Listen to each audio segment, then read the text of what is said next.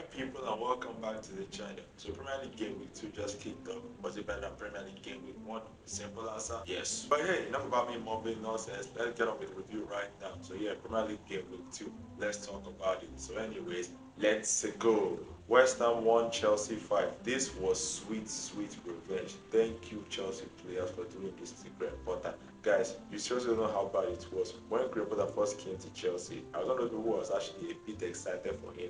Yeah, we just sacked Tuchel, but I was like, you know what, let's see what Potter can do. And you know what he did? He almost destroyed us, like almost destroyed this club. We were like, what, 16th or 15th? God, it was so terrible. Potter, you deserve this beating. And honestly, it didn't really look like it. After Paqueta scored that amazing, honestly, that was an amazing goal from him. I actually thought we could actually struggle in this game, but no, my boys locked in. And I didn't even talk about the fact that Kopam actually got injured before the game started, so he didn't even play. And also cost a lot of people in the IPL. I actually captained him. But yeah, the boys kicked off. Estoval, this boy is going to be the next Brazilian sensation. João Pedro, I keep saying it, this guy is a new Drogba.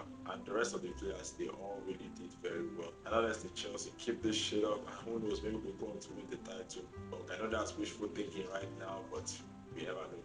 Man City nailed Tottenham too. So yeah, I guess that's it. Tottenham actually Pep's kryptonite. Man, what a kryptonite to have. But yeah, since Pep showed up in the Premier League, Tottenham has always had Man City's number, especially at the Etihad Stadium. And yeah, for all people who actually think, oh, this could be the end of Man City's title charge, stop dreaming. Yeah, they lost to Spurs. They always lose to Spurs. But yeah, don't be surprised if Man City go and get Donnarumma and Rodrigo, which is a bit sad for James Trafford. I actually wanted it to be Man City's first choice this season, but after that performance against Spurs, I don't know if it's going to be that. But yeah, don't count Man City out of the title race just yet. And as for Tottenham, they're not in the title race. This is just beginning of the season, initial grab from them. So yeah, this result at the end of the day doesn't really matter in the long run anyways. Or maybe it could matter for Tottenham getting to the top four at least. Bournemouth 1, Wolves 0. I mean, it's pretty much what I expected from this game. A 1-0 Bournemouth win. Yeah, I knew Bournemouth was going to struggle due to the fact that they've lost their defense. But I mean, they could still score goals, and Wolves aren't really that much better of a team. So yeah,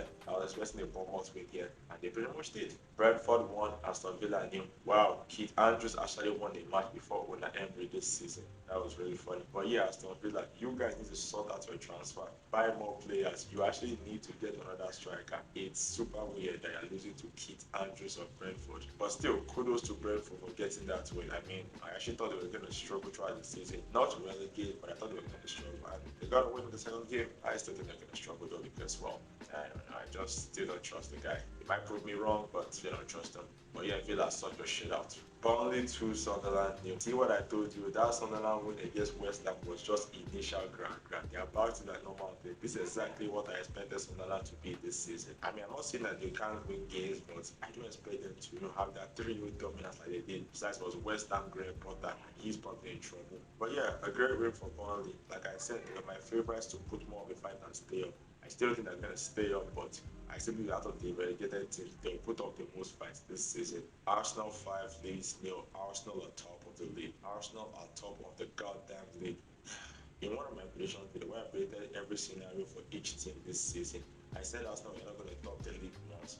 And yeah, they topped the league. Eggs on my face, I guess. But yeah, Arsenal, this was a great performance, although you still have the majority of your goals from corners. Around football will never die for you people. And as for Leeds, this was spineless, toothless, and I just go down already. But I mean, on the bright side, Gilchrist finally scored a goal. So no 007 for him, unlike some people. But all in all, last night, you finally topped the league. Let's see how many can hold on to this one. Crystal Palace won, Nottingham Forest won. A boring 1-1 draw. I mean, Palace could have got some revenge here, but they didn't. I mean, whatever. Everton 2, Brighton nil. Old Jack Grealish is back. I told you, I said it. I told you Jack Grealish is going to be revived. Amazing performance from him, giving 2 assists in this game.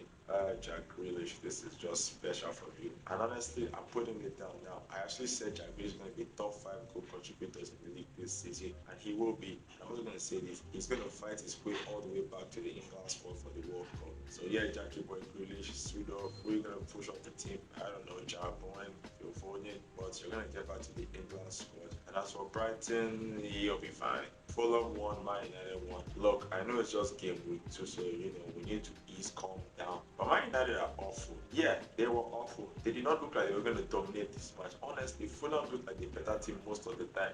And worst of all, they even missed a penalty. Here's something funny. A friend of mine who came to watch the game, when Bruno was about to take the penalty, he literally told me Bruno Fernandes is the best penalty taker in the world. I was like, okay. And just immediately after that, he missed the penalty. Man United, thought your shit. And also, the funniest part is the fact that your coach, despite you needing a goal, refused to bring on Kobe Manu and instead brought on Isaac Hayden, Ugarte, and Maguire. Don't know what he was going for, but I don't think that's going to score you goals. Or except Maguire, he scores goals sometimes. Man United, you still need a lot of things to be done in the transfer and it's closing in a week.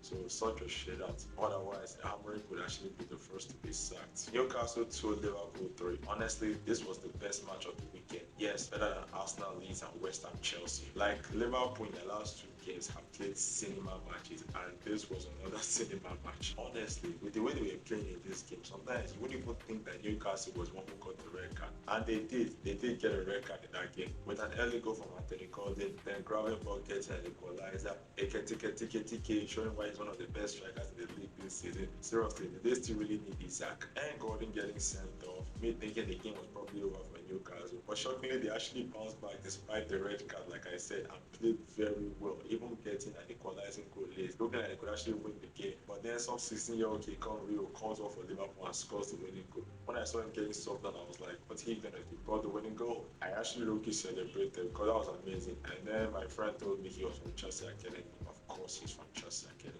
Why can't we get anything right? But all in all, this game was cinema. Liverpool, despite not being able to defend well, the attack is still pushing them on. I think they still need to do something about their defense because if they want to win the league again this year, they need to sort out that defense because yeah, the attack is great, but the defense might kill them. So yeah, Liverpool sort out the defense. And as for Newcastle, get a striker. You really need a striker. Or just deny Isaac the move until the window closes and maybe he'll finally stop being a brat and play on.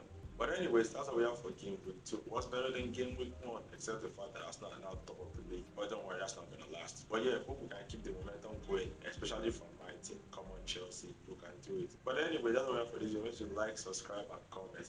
Thank you, and goodbye.